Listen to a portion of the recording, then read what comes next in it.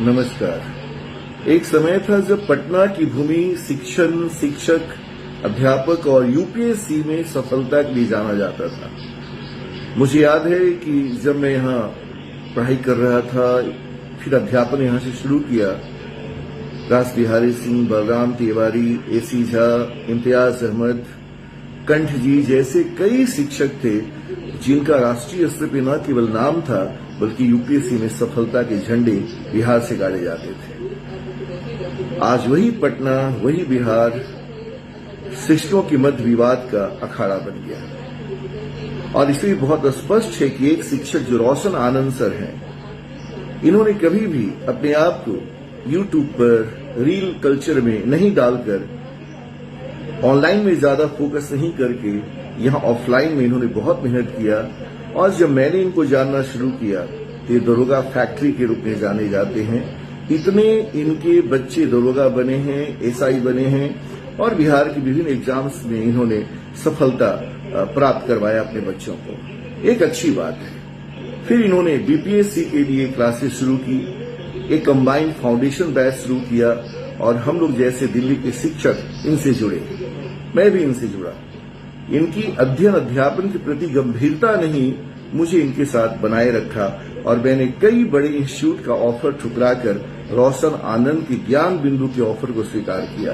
ये बड़ी अजीब सी बात है कि राष्ट्रीय स्तर पर पढ़ाने वाला मैं संजीव शर्मा, जो दिल्ली में पढ़ा रहा हूं, बड़े इंस्टीट्यूट से जुड़ा रहा, खुद भी अपना इंस्टीट्यूट हमने चलाया, लेकिन जब रोशन आनंद की गंभीरता को हमने देखा और बिहार लोक सेवा आयोग में जो कैसे सक्सेस करवाया जाए बच्चों को, जब हम लोगों ने एक नई मंच यहाँ पर बनाई तो मुझे लगा कि रोशन आनंद का साथ देना चाहिए। इन्होंने भी कहा कि बड़े भाई की तरह मेरे साथ खड़े हो जाइए, हम लोग जिस प्रकार दरोगा में अच्छा काम करेंगे, बीपीएससी में भी अच्छा काम करेंगे। तब मैंने कहा था कि जिस प्रकार ज्ञान बिंदु दरोगा फैक्ट्री के लिए जाना जाता है, वैसे ही बीपीएससी और डीएसपी फैक्ट्री के लिए जाना जाएगा। डीवाईएसपी बनाएंगे हम लोग, एसडीएम बनाएंगे यहाँ, और इसी प्रतिबद्धता के साथ मैं इनके साथ जुड़ा हुआ हूँ। समस्या तब हुई जब दूसरे कोचिंग के एक डायरेक्टर ने, जो चर्चित शिक्षक भी हैं, उन्होंने ऐसे आरोप लगा दिए जो एक शिक्षक को शोभा नहीं देता। हत्या जैसे आरोप को लगाना बहुत सोच समझ के किया जाता है। एक सामान्य झगड़े में जिसकी शुरुआत सामने वाले कोचिंग जो खान जी की है, उनके स्टाफ द्वारा शुरू की गई, फिर मारपीट हुई। ये मामला वहीं पे खत्म किया जा सकता था आपसी बातचीत से, लेकिन उन्होंने गलत झूठा आरोप लगाया, इतनी गोलियां चली और सामने वाला मेरा हत्या करना चाहता है। ये बहुत ही घृणित आरोप है, इससे बचना था, ये नहीं करना था।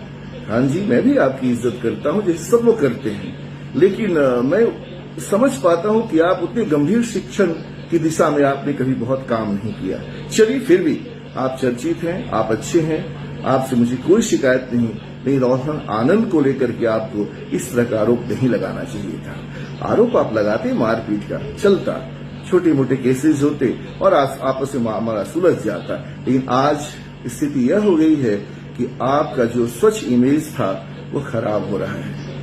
हर शिक्षक को चाहिए अपनी गरिमा को बचाना, और गरिमा बचाने के लिए धैर्य, त्याग, संस्कार। शिक्षण एक संस्कार है, एक कल्चर है जहां गुरु की परंपरा होती है और गुरु को बहुत धैर्य, संयम के साथ अपनी बातों को रखना होता है। क्लासरूम में भी, कक्षाओं में भी हम लोग को बहुत धैर्य से पढ़ाना होता है। मुंह से कोई अपशब्द नहीं निकले, कुछ इस तरह का फूहड़ मजाक हम नहीं करें कि सामने बच्ची और बच्चियां बैठी हुई हैं, उनके ऊपर बुरा असर पड़े।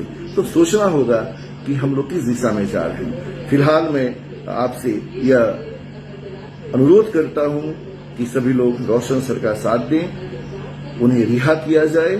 बिहार पुलिस, न्यायपालिका, बिहार सरकार गंभीरता से इस पर विचार करें कि भाई रोशन सर को जेल नहीं होना चाहिए, उन्हें बाहर रिहा करना चाहिए।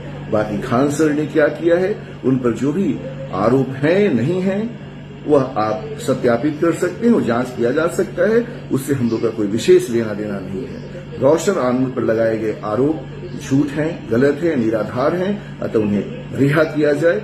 हम लोग सपोर्ट कर रहे हैं उनको। बहुत बहुत धन्यवाद। और मिलकर रहें। शिक्षक हैं तो शिक्षक की गुणवत्ता को बचा कर रखें, गरिमा को बचा कर रखें, क्लास को जोकर जैसा, मतलब एक कॉमेडियन का क्लासरूम मत बनाइए, ढंग से पढ़ाइए। आप जानकार हैं, सब जानते हैं, लेकिन अच्छे से पढ़ाइए, फुहड़ता नहीं, बहुत गंभीरता की जरूरत है। हम लोगों ने इस बात को निभाया है। उम्मीद करता हूं कि पटना एक बार फिर एक शिक्षण क्षेत्र में एक हब के रूप में, एक कह सकते हैं कि एक आधार बनकर फिर तैयार होगा और हम सब यहां मजे से फिर पढ़ा पाएंगे। बहुत बहुत धन्यवाद।